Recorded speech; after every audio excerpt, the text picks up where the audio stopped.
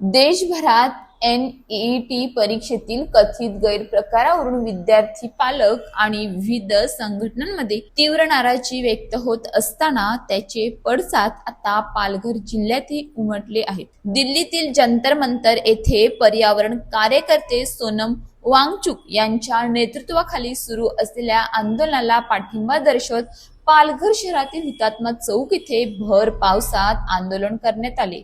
या आंदोलनात विद्यार्थी, पालक, नागरिक तसेच विविध सामाजिक, राजकीय आणि विद्यार्थी संघटनांचे पदाधिकारी मोठ्या संख्येने सहभागी झाले होते. मुसळधार पाऊस सुरू असतानाही आंदोलकांनी हातात फलक घेऊन केंद्र सरकारच्या धोरणाविरोधात जोरदार घोषणाबाजी केली. विद्यार्थ्यांच्या भवितव्याशी खेळ थांबवा, NEET परीक्षेची निपक्ष चौकशी करा, शिक्षण व्यवस्थेत पारदर्शकता आणा अशा घोषणा देत आंदोलकांनी संताप व्यक्त केला. आंदोलकांनी NEET परीक्षेतील कथित घोटाळ्याची नैतिक जबाबदारी स्वीकारून केंद्रीय शिक्षण मंत्री धर्मेंद्र प्रधान यांनी तात्काळ राजीनामा द्या अशी मागणी केली. तसेच परीक्षांमधील पारदर्शकता सुनिश्चित करण्यासाठी कठोर उपाययोजना कराव्यात, दोषींवर कठोर कारवाई करावी आणि विद्यार्थ्यांच्या भवितव्याशी संबंधित प्रश्नावर केंद्र सरकारने तातडीने निर्णय घ्यावा अशीही मागणी यावेळी करण्यात आली. आंदोलनादरम्यान विद्यार्थ्यांनी शिक्षण व्यवस्थेवरील विश्वास कायम ठेवण्यासाठी निपक्ष आणि पारदर्शक परीक्षा प्रणालीची आवश्यकता अधोरेखित केली.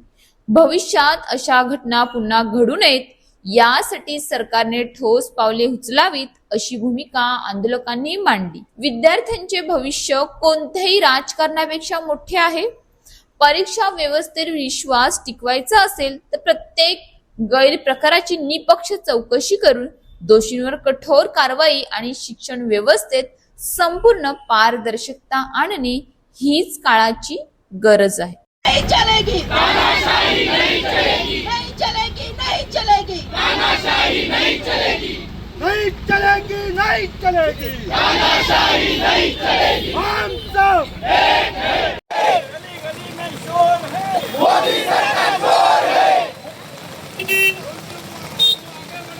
आगे बढ़ो, हम तुम्हारे साथ हैं। सोनू वांगचुक सर आगे बढ़ो, हम तुम्हारे साथ हैं।